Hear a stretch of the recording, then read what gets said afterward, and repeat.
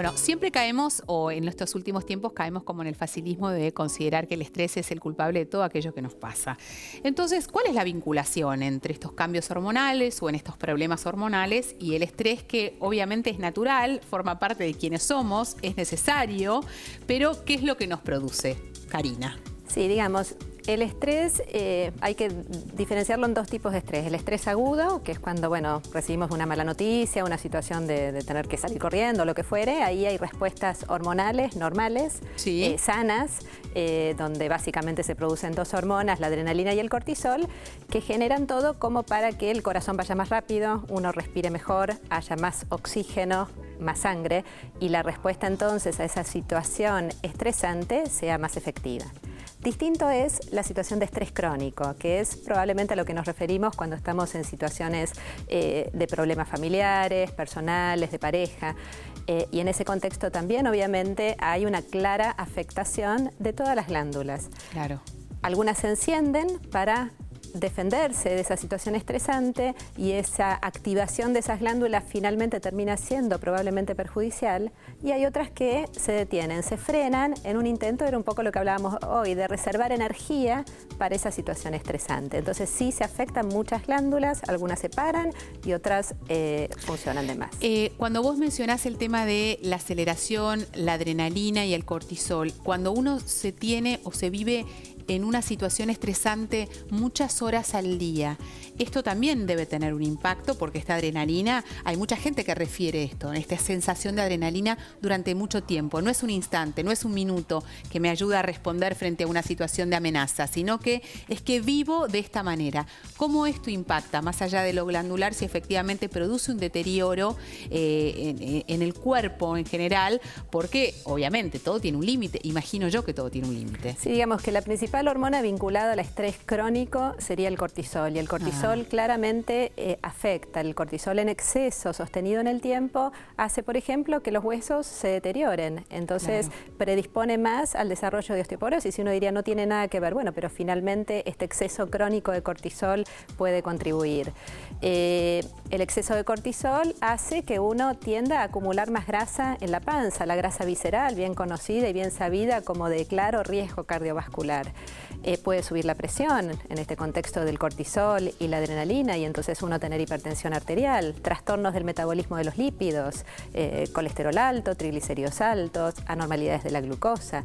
Es decir, que el espectro de cambios negativos... O sea que es interesante, vos estás hablando de un escenario que se puede generar solamente con el estrés crónico, y muchas veces el causante o el factor de riesgo preponderante no sea ni la falta de actividad física ni la mala alimentación, sino que básicamente sea el estrés. Claro, es una combinación de factores, contribuye por supuesto la alimentación y el sedentarismo, pero si una persona está expuesta a un estrés crónico, sí se expone a este riesgo de efecto negativo cardiovascular vinculado también al estrés. Karina, yo al principio mencionaba que efectivamente se relacionan algunos casos, especialmente en las mujeres que sufrimos de hipo o hipertiroidismo, alguna situación que pudo haber desencadenado, ¿no? El endocrinólogo nos pregunta, bueno, ¿tuviste o recordás alguna situación de estrés que hayas vivido en el último tiempo, que haya servido como disparador de esta situación, que permanece como latente y que por alguna circunstancia particular se dispara el desorden, ¿no? Esta glándula tiroidea empieza a funcionar mal y bueno, y tenemos uno u otro diagnóstico. ¿Esto realmente es así? Sí, no es tan así con la tiroides. Yo te diría que cuando te hablaba de esto de que funcionan en menos, sí,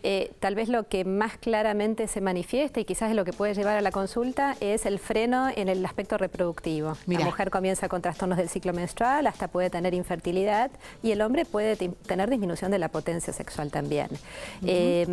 Con respecto a la tiroides, también la tiroides se frena, las hormonas tiroideas tienden a gastar energía, entonces también se le pone un freno ahí, pero no necesariamente eso tiene que ser una enfermedad, es decir, perfecto, es el médico quien recibe al paciente, lo evalúa y a partir de los estudios que solicita puede discernir si es un claro compromiso de la glándula tiroides o si es algo secundario al evento estresante. ¿Por qué? Porque en un contexto se trata y en otro no. En un contexto yo trato el estrés y en el otro contexto sí trato el problema de tiroides. Por eso es muy importante la consulta para el diagnóstico diferencial, que eso recae en el médico. A ver, y acá vos trajiste algo que es como el kit de la cuestión. ¿Cómo se trata el estrés?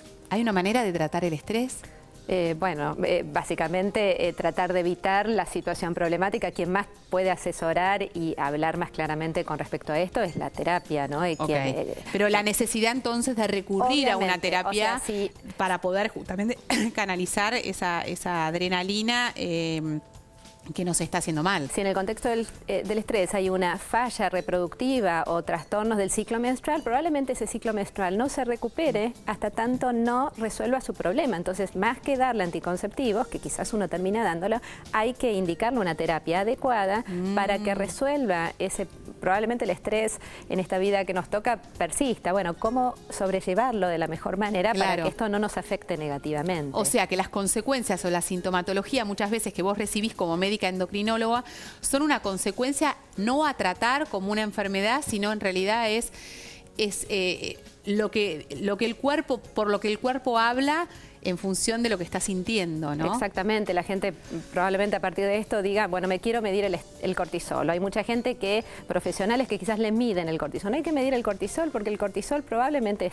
va a estar alto, porque es una respuesta fisiológica. Yo estoy nervioso o estresado y el cortisol sube.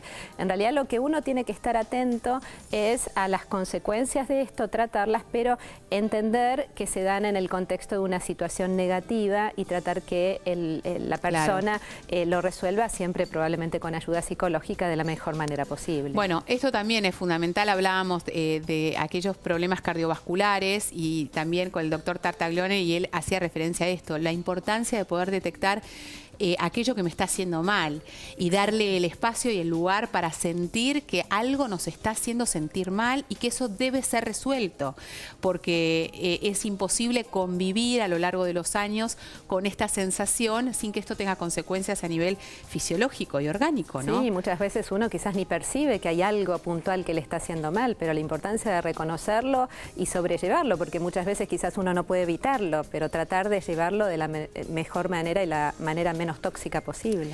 Estos desórdenes que pueden aparecer, ¿qué sintomatología tienen? Más allá de, vos mencionabas la infertilidad, el desorden en la menstruación, en el caso del hombre por ahí la baja de la libido, la impotencia, en fin. Pero ¿qué otras cosas uno puede tener en consideración para hacer la consulta y saber que el cuerpo está hablando y que posiblemente sea el estrés el que me está jugando una mala pasada? Y también cambios en el carácter, ¿no? Cambios en el ánimo, más irritable, menor energía, menor potencia muscular, rendimiento en el ejercicio, porque el cortisol en exceso también produce un daño muscular. La esfera reproductiva siempre quizás es el marcador, porque estos síntomas que te digo son muy comunes en la población, entonces es difícil saber si claramente esto se vincula a un trastorno endocrino o no.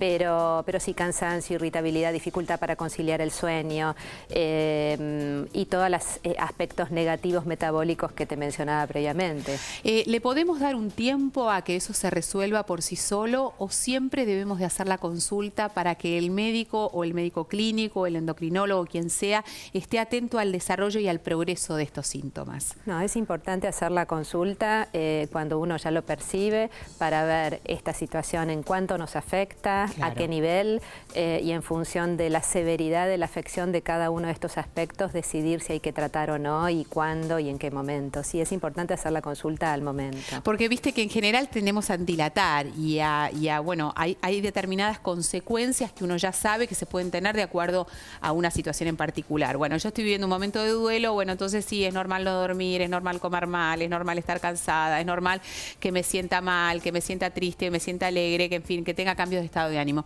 Y uno empieza como a meter varios síntomas en la misma bolsa.